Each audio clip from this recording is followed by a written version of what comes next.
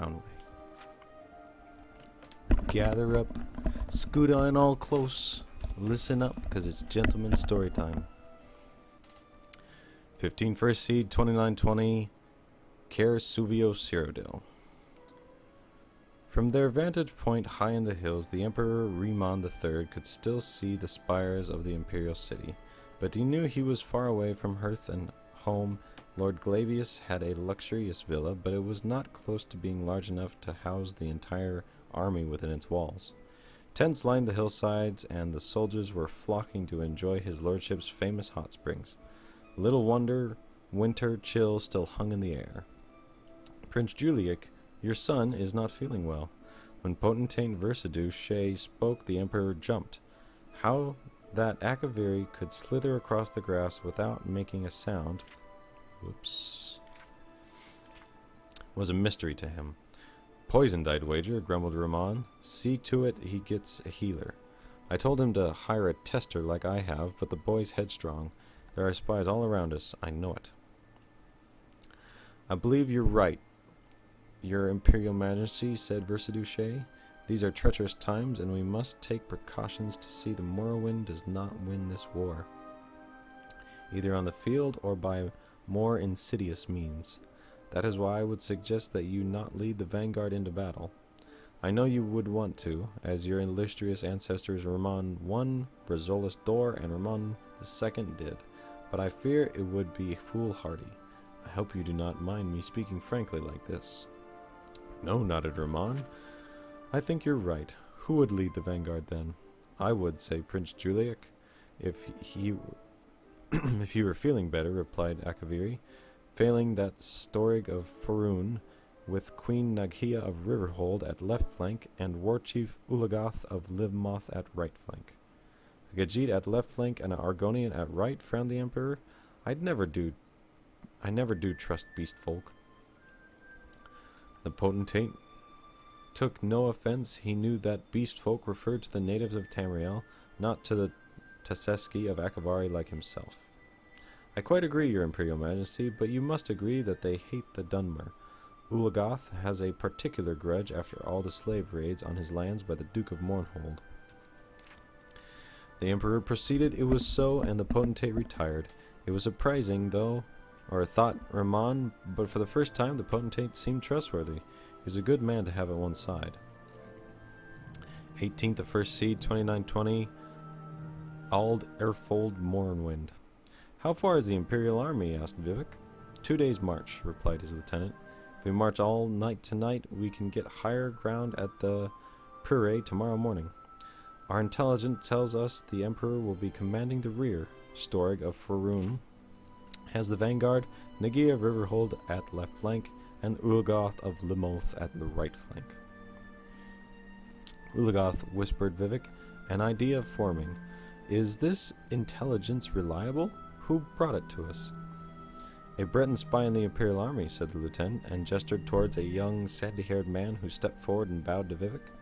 What is your name, and why is a Breton working for us against the Cyrodiils?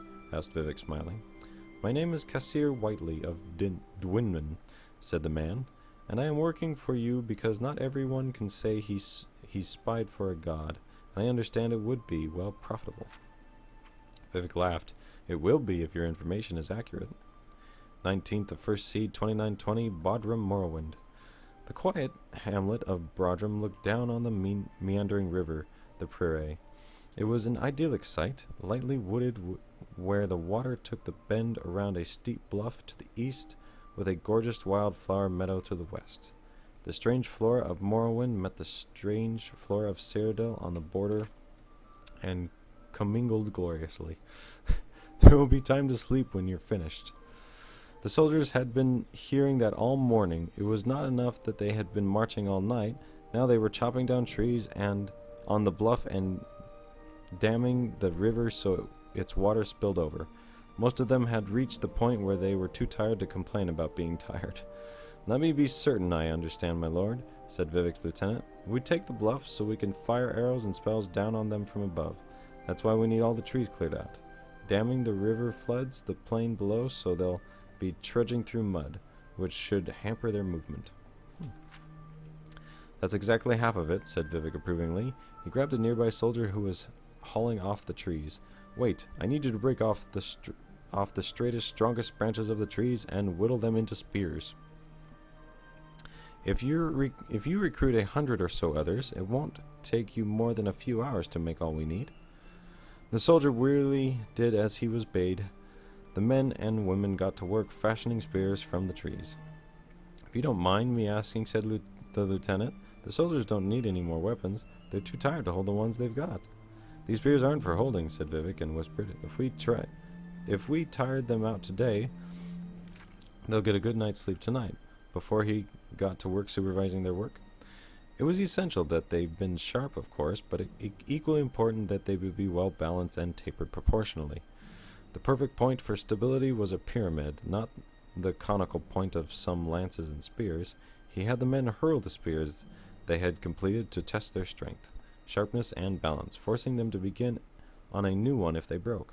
Gradually, out of sheer doing it wrong, the men learned how to create the perfect wooden spears. Once they were through, he showed them how they were to be arranged and where.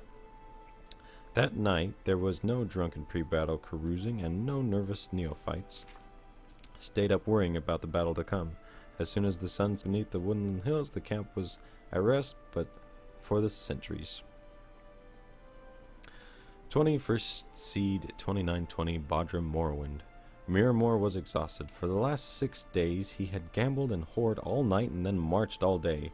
He was looking forward to the battle, but even more than that, he was looking forward to some rest afterwards. He was in the Emperor's command at the rear flank, which was good, because it seemed unlikely that he would be killed. On the other hand, it meant traveling over the mud and waste the army ahead left in their wake.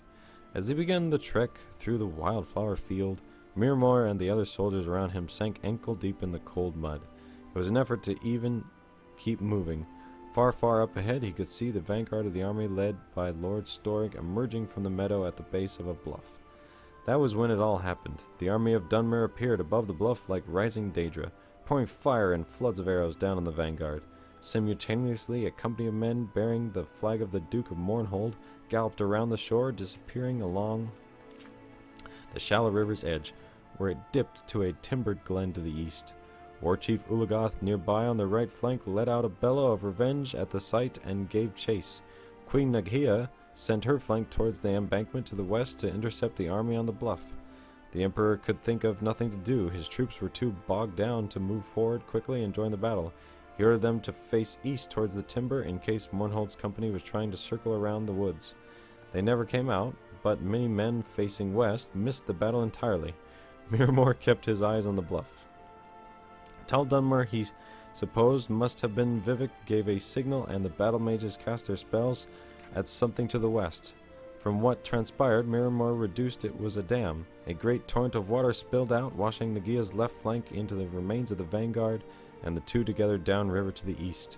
The Emperor paused, as if waiting for his vanquished army to return, and then called a retreat. Miramor hid in the rushes until they had passed by, and then waded as quietly as he could to the bluff. The Morrowind army was retiring as well back to their camp. He could hear them celebrating above him as he padded along the shore. To the east, he saw the Imperial army. They had been washed into a net of spears strung across the river. Naghia's left flank on Storig's vanguard, on Ulagoth's right flank, bodies of hundreds of soldiers strung together like beads. Miramor took whatever valuables he could carry from the corpses, and then he ran down the river. He had to go many miles before the water was clear again, unpolluted by blood. 29 First Deed 2920 Hagath Hammerfell. You have a letter from the Imperial City, said the chief priestess, handing the parchment to Kodra. All the young priestesses smiled and made faces of astonishment, but the truth was that Kodra's sister Rija wrote very often, at least once a month. Kodra took the letter to the garden to read it, her favorite place, an oasis in the monochromatic sand-colored world of the conservatorium. The letter itself was nothing unusual, filled with court gossip, the latest fashions, which were tending to wine-dark velvets, and reports of the Emperor's ever-growing paranoia. You are so lucky to be away from all this, wrote Rija.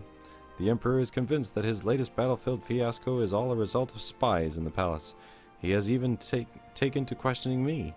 Redka, keep it so you never have a life as interesting as mine. Korda listened to the sounds of the desert and prayed to Redka the exact opposite wish. The year is continued in Rain's hand.